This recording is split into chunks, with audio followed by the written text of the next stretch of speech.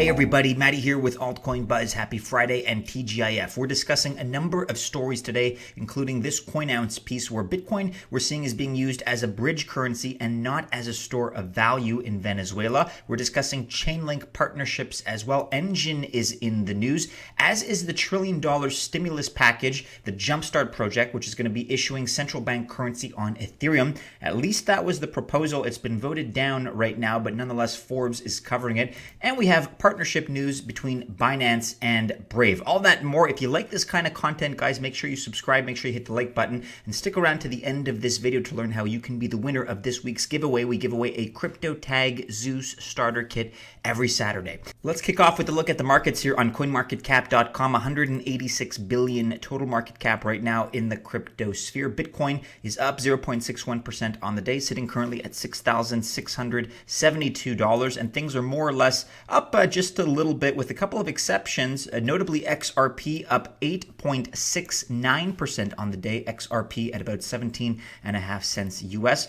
Also, just glancing here at the top 10, we see Binance coin is up 5.84% in these last 24 hours at $13.05 right now. Here now on coinounce.com, Bitcoin is used as bridge currency and not as the store of value in Venezuela. We were all told that it would serve as that store of value. That's not really how it's shaking out in practice. The leading cryptocurrency, Bitcoin, is not used as the store of value, as much of it is used as a bridge currency in the South American country. So, of course, there's a lot of economic turmoil that's happening in Venezuela. It's been happening for a long time, for months, and in fact, years, arguably. It's being exacerbated by everything that's happening right now with this outbreak that we're all facing. But it would seem that the people of Venezuela tend to use Bitcoin primarily as a bridge currency between the US dollar and the local currency. This is according to research by Matt Alborg, who's a data scientist and researcher at dlab.vc. Venezuela also dominates crypto trading in South America, and recently there was an electricity blackout that occurred on the 7th of March,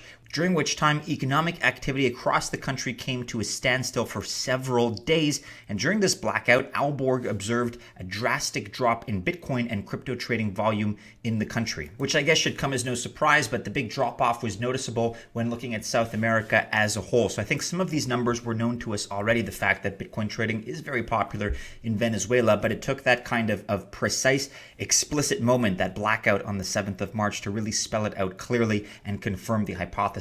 Of course, Venezuela has been suffering for a number of reasons, but largely due to hyperinflation, which is increasingly a problem I think we're facing in North America, in countries like the US and Canada. So not to delve into that rabbit hole per se, but if you want to read more about Venezuela's hyperinflation woes, you can check out the rest of this piece. We'll link to it, of course, in the description below. We're looking here at Chainlink on Twitter. We're excited to be chosen as Kava Labs, or is that Kava Labs, official oracle, powering their stablecoin USDX and being set as a default for all projects built on Kava. This integration is also a great way for all Cosmos hubs and their developers to access Chainlink oracles. You can read more about that on medium.com, which is linked to in the tweet, which we'll go to now. Kava integrates Chainlink as its official oracle network to bring DeFi, decentralized finance, to Cosmos. Integrating Chainlink's world-class oracles strengthen the Kava DeFi platform with secure price data, now made available for the first time to all Cosmos chains. Kava's scalability combined with Chainlink's oracles provide the Cosmos ecosystem with the highest quality data to make secure, truly reliable, decentralized financial products. Very exciting news indeed. We now have this quote from Sergey Nazarov, the co-founder of Chainlink. Quote, "This integration brings provably secure off-chain data to all Kava DeFi applications, which can ultimately seed the development of a much more robust and trusted DeFi ecosystem within Cosmos. We're also excited to work with the innovative team at Kava to empower their multi-asset stablecoin USDX by ensuring its critical functions only execute based on accurate data supplied by Chainlink's secure and reliable Oracle network." And here now we have this quote by Brian Kerr. He's the CEO and co-founder of Kava Labs. Quote, after doing extensive due diligence, Chainlink's Oracle Solutions is the obvious choice as Kava's official oracle for our stablecoin USDX and our DeFi platform, as it provides reliability and provable security end to end. We found Chainlink's team extremely knowledgeable, and their leading technology stack separates it from other solutions by offering advanced features such as curated, high-quality data aggregators for data inputs, security-reviewed nodes, and eventual TLS verification to prove a data's origin. All factors critical for securing high-value DeFi systems. Chainlink is a proven and battle-tested solution in the DeFi arena. We have the utmost confidence that we can rely on Chainlink oracles to power both Kava's platform and other applications within the Cosmos ecosystem going forward. If this all sounds like Mandarin to you or some other language that you don't speak, you can learn more about what it is exactly, and by extension, the same about Chainlink. If you're not sure about Chainlink, maybe you haven't been following it in the past, perhaps you should, but this article is basically ending here with a summary of both projects, what they're all about, and we're very happy to see that they're coming together in this new endeavor. So congratulations, kudos to both Kava and Chainlink on this partnership. We now have some quick news about Enjin. At Enjin on Twitter, make sure you're following. Quote, in addition to complying with the token taxonomy framework, eThaler-based tokens will comply with the ERC1155 token standard. And they are, of course, quoting this piece by Forbes, which is listed on their website, Forbes.com. $1 trillion stimulus jumpstarts project to issue central bank currency on Ethereum. Now, I've kind of got two minds about this. Obviously, some of these bills that have been tossed around lately are pretty hefty. In fact, one of the counterproposals that the Democrats came back to the table with, if I understand correctly, was 1,400 pages. So there are a lot of extra provisions in some of these emergency relief funding bills and crisis relief bills. There was this provision about a cryptocurrency move by the government, essentially to issue an e-dollar of some sort. I don't have all the details because I haven't read all the pages of those particular bills and proposals. My understanding is that at this time, we're now the 27th of March. My understanding is that this has been voted down. However, the proposal was nonetheless put forward. And while on the one hand, I'm kind of excited about the fact that it's being discussed in Washington, I do see it as a bit of a power grab. I do see it as the Federal Reserve and politicians and Washington trying to encroach and basically come to control that sector of cryptocurrency that has been fiercely independent really since its inception. So the U.S. House of Representatives earlier this week scrambled to craft a draft bill that would authorize trillions of dollars in payments to, quote, consumers, states, businesses, and vulnerable populations during this COVID-19 emergency.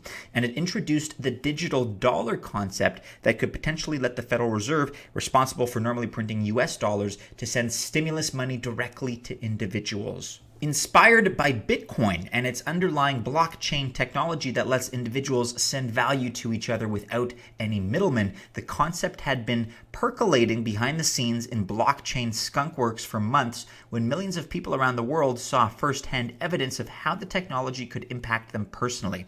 Why give the money to banks and hope it trickles down if the intended recipients are actually citizens? And you can see how they're starting to frame it here, that the digital dollar would be the most efficient way for the Federal Reserve to get the money electronically in a guaranteed way into the hands of the citizens. Therefore, it's more efficient. Therefore, everybody should approve the digital dollar legislation. Not so fast. I still think it's very opportunistic, and I still think this is the angle that the Fed is very consciously and very strategically using to get a foothold and eventually total control of this space. So this new project, at least the proposal, is being called eThaler, or perhaps that's eThaler, I don't know if that's like a combination of Ethereum and dollar. I'm going to call it eThaler. As you can probably tell, it's based on the Ethereum blockchain, and the idea is to create a central bank digital currency, which we've discussed before, the CBDC, that's the acronym. So this is something that's been on the table previously, and it seems like this recent emergency, of course, I'm talking about COVID and the outbreak and the quarantine situation that we're all in. This recent emergency has prompted a re-examination of that plan to take a look at the eThaler. More and more people are calling for all kinds of different measures. A lot of off-the-table suggestions before are suddenly becoming At least perhaps they're being considered, things like universal basic income. That's in addition to some of this relief, the stimulus money that we're seeing. But I continue to express a lot of concern about the actions being taken right now by the Federal Reserve. If people are out of work, there's only so much money that can go around before it really turns into a monopoly money situation. And again, you print trillions and trillions of dollars, that has an effect, that has a tangible effect. And the mechanism through which you're going to dilute the value of the dollar is inflation. And I don't think hyperinflation would be realistic for the United States. It would take a lot more than this, in my opinion at least. But inflation should be a concern that we are talking about. And from what I've seen so far, nobody is discussing it. Nobody. Nevertheless, first conceived of earlier this year, eThaler gets its name from the Thaler, a silver coin used throughout Europe for hundreds of years, from which the word dollar is derived. So I'm thinking it is probably pronounced thaler, although I'm not sure. A group of professionals from consulting firms Accenture and Infosys and the Itaú Bank in Brazil have been working on the open source project in their free time for the past 6 months to explore the future of central bank currency issued on a blockchain. Just because it is a central bank digital currency, just because it's based on blockchain, and just because it's electronic in nature, doesn't mean that it's necessarily the same as Bitcoin or other cryptocurrencies. If it's issued and controlled by a central bank, then really the crux of it is that there's still control. It's not defined in terms of a set algorithm. If they can still manipulate it, if they can still exercise control over things like the circulating supply, then what's the point? It's just another form of the same system that many of us have rejected. However, they go on. First and foremost, eThaler is being designed to be fungible, meaning regardless of what central bank might end up minting its currency using the tech, every token will have the same value as the underlying asset, regardless of whether the token had been previously used for some nefarious purpose. Like traditional fiat currency, any initial supply of eThaler-based tokens would need to be increased through further minting by the central bank or destroyed through a process called burning. But like Bitcoin, it would also be able to be divided into as many decimals as the bank desired, a crucial component for so-called micropayments, tiny online transactions not currently feasible with fiat currencies. And lastly, and perhaps most controversially, the asset must be pausable in case a bug in the software is discovered or an update is being implemented.